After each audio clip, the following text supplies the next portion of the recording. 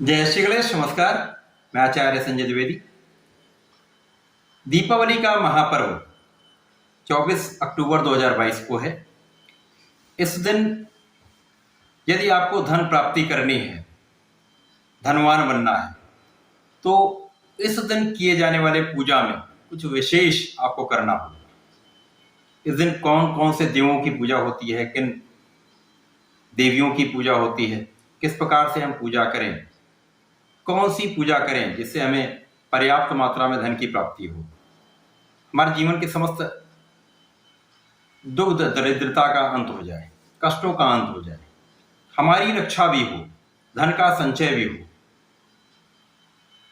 धन अर्जित करना एक अलग बात है, धन का संचय होना एक अलग बात है, और उसको लंबे समय तक आप उपयोग में ला सकें, इस प्रकार से सहेज कर रखना, या इस प्रकार से धन का आगमन हो जो लंबे समय तक आपके जीवन में चलता रहे, लगातार धन का आगमन बना रहे, माता महालक्ष्मी की कृपा आप पर बरसती रहे, स्थिर लक्ष्मी की प्राप्ति हो। वर्षों बाद ऐसी स्थितियां बनती हैं कि दीपावली के पर्व में कुछ ऐसे योग बनते हैं, ग्रहों की स्थितियां ऐसी होती हैं, अथवा तिथियों की स्थिति ऐसी होती है जब आप पर्याप्त लाभ ले सकते हैं, आप कम समय में अधिक उसका लाभ ले सकते हैं। इस बार दीपावली के पर्व के तुरंत बाद सूर्य ग्रहण का प्रभाव भी मिल रहा है, जिसके कारण ये अत्यंत विशिष्ट हो गया है। तो इस दिन किए गए पूजा अर्चना का, किए गए अनुष्ठान का, किए गए जप का, किसी भी प्रकार के विशेष पाठ का एक विशेष महत्व हो जाता है, जिसमें आप कम प्रयास से अधिक लाभ ले सकते हैं। आज मैं ये आपको बताऊंगा किस किस देवों की पूजा की जाती है, किन माता की पूजा की जाती है, तथा किस देव की पूजा करने के बाद ही आपको पूजन का संपूर्ण फल प्राप्त होता है। हम लोग पूजा तो सारी कर लेते हैं, परंतु कुछ छोटी छोटी चीजों को भूल जाते हैं। उन विशेष कार्यों को करने से पूजा का संपूर्ण फल प्राप्त होता है। आज मैं ये संपूर्ण बातें आपको बताने वाला हूं। सर्वप्रथम तो दीपावली का पर्व जैसा सबको ज्ञात है कि श्री गणपति महाराज, माता महालक्ष्मी, श्री कुबेर महाराज का पर्व है, परंतु धन का आगमन उसी स्थिति में सबसे अच्छा होता है जब आपको उसके रखने का ज्ञान भी। तो ज्ञान का अर्जन भी बहुत आवश्यक होता है। अपने ज्ञान से उस धन को आप कैसे विस्तार देंगे, उस धन का संचय किस प्रकार से करेंगे, या उसको कैसे मल्टीप्लाई करेंगे, उस धन का सदुपयोग आप किस प्रकार से करें, इसके लिए ज्ञान का अर्जन होना बहुत आवश्यक है। तो श्री गणपति महाराज की पूजा अत्यंत आवश्यक है, प्रथम पूज्य है। गणपति जी के आवाहन, उनके पूजन के पश्चात ही समस्त पूजा विधि प्रारंभ होती है। माता महालक्ष्मी की पूजा की जाती है, क्योंकि बिना धन के आज के समय में कुछ भी संभव नहीं है।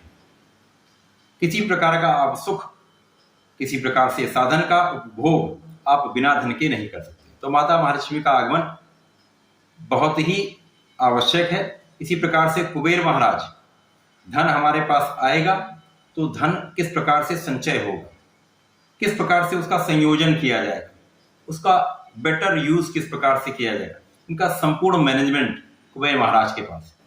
तो उनका पूजन अत्यंत आवश्यक है। इसी प्रकार से जैसे मैंने कहा, ज्ञान का होना परम आवश्यक है। तो माता सरस्वती का पूजन दीपावली के दिन अत्यंत महत्वपूर्ण है।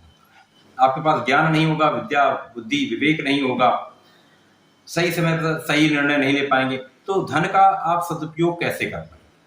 तो माता सरस्वती के पूजन इस दिन अनिवार्य है। इसी तरह से जब हम सब धन का अर्जन कर लेते हैं, ज्ञान का, विवेक का, संपूर्ण सुख साधनों का अर्जन कर लेते हैं, तो मन में कहीं ना कहीं भय होता है। भय, धन के जाने का भी भय हो सकता है, किसी शत्रु का भी भय हो सकता है, कष्टों का भय हो सकता है, संकट का भय हो सकता है, रोग का भय हो सकता है। इन समस्त रोगों, कष्टों, समस्त संकटों को दूर करने के लिए इस दिन विशेष रूप से माता महाकाली, माता दुर्गा की पूजा करने का विधान है, जो आपके समस्त संकटों का अंत करती हैं, आपके कष्टों का अंत करती हैं। जो भय है इस जीवन में, जितना भी भय है, वो समस्त भय का अंत करने वाली माता महाकाली, महादुर्गा है। तो निशीत काल में विशेष रूप से माता महाकाली, दुर्गा माता के विशेष मंत्रों के जाप से आप जीवन के समस्त भय से मुक्त होते हैं। इन समस्त देवी देवताओं के पूजन अर्चन के पश्चात आप जो भी अनुष्ठान करते हैं उसके पश्चात दीपावली के पूजन के उपरांत एक विशेष देव हैं जिनको ये वरदान मिला हुआ है कि जब तक आप उनको याद नहीं करेंगे, उनकी प्रार्थना करके उनका आशीर्वाद नहीं लेंगे, तब तक आपके पूजन का संपूर्ण फल आपको प्राप्त नहीं होता। ये जो विशेष देव हैं ये इंद्रदेव हैं।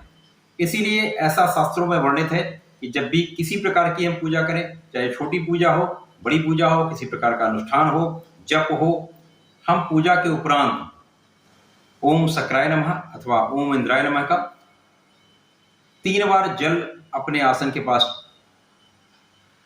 छिड़क कर 3 बार आशीर्वाद ले लेते हैं, जिससे कि हमारे द्वारा किए गए पूजन अनुष्ठान का संपूर्ण फल हमको प्राप्त हो, तो जीवन का संपूर्ण सुखों का अर्जन हम कर पाए। तो ये 6 देवी देवता हैं जिनका पूजन दीपावली के दिन अवश्य करना चाहिए। अब मैं विशेषतया बताता हूं आपको क्या करना है। सर्वप्रथम श्री गणपति महाराज का आह्वान करना है, दीप धूप नैवेद्य पुष्पमाला अर्पित करना है, लौंग सुपारी इसी के साथ तांबूल अर्पित करना होता है, मिष्ठान अर्पित करना होता है। आप जो भी आपकी श्रद्धा है, जिस प्रकार से आपके पास सुख साधन है, जिस प्रकार की क्षमता है, उस प्रकार से आप अपने श्रद्धापूर्वक भगवान को अर्पित करें। इसी प्रकार से माता महालक्ष्मी का विधि विधान से पूजन करें।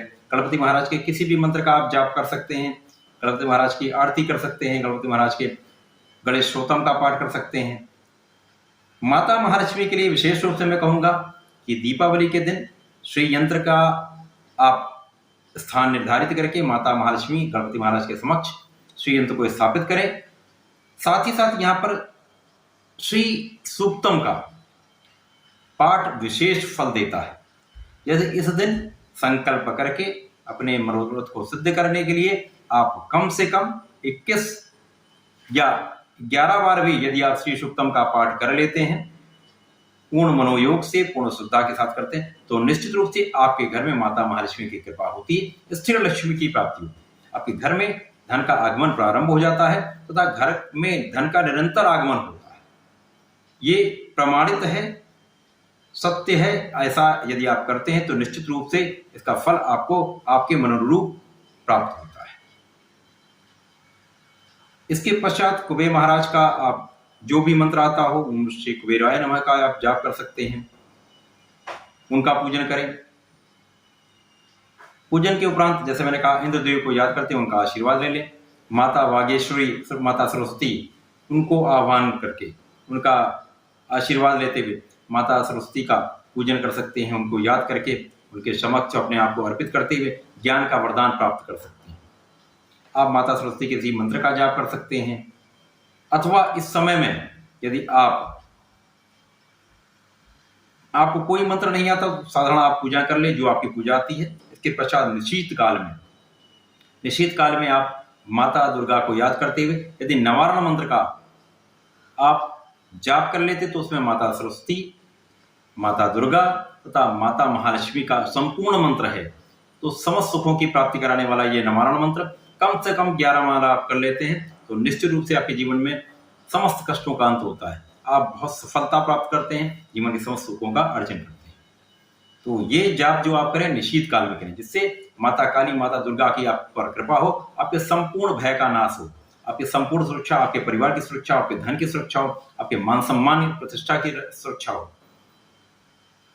इस प्रकार से यदि आप पूजन करते हैं तो निश्चित रूप से दीपावली का पर्व आपके लिए संपूर्ण सुखदायक होने वाला है। नवारण मंत्र इस प्रकार है, ओम ऐं ह्रीं क्लीं चामुंडाय विच्चय।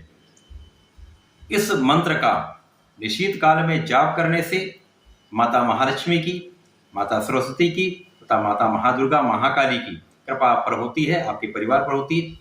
आप धन का अर्जन करते हैं, ज्ञान का अर्जन करते हैं, समस्त सुखों का अर्जन करते हैं तथा आपके धन का संचय होता है।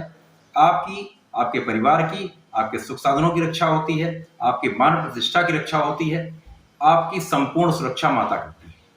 तो इस दिन विशेषतया इस प्रकार से पूजा करके संपूर्ण लाभ को अर्जित करें। माता की कृपा हम सब पर बनी रहे, मेरी ऐसी कामना है। दीपावली की हार्दिक शुभकामनाएं। धन्यवाद, नमस्कार।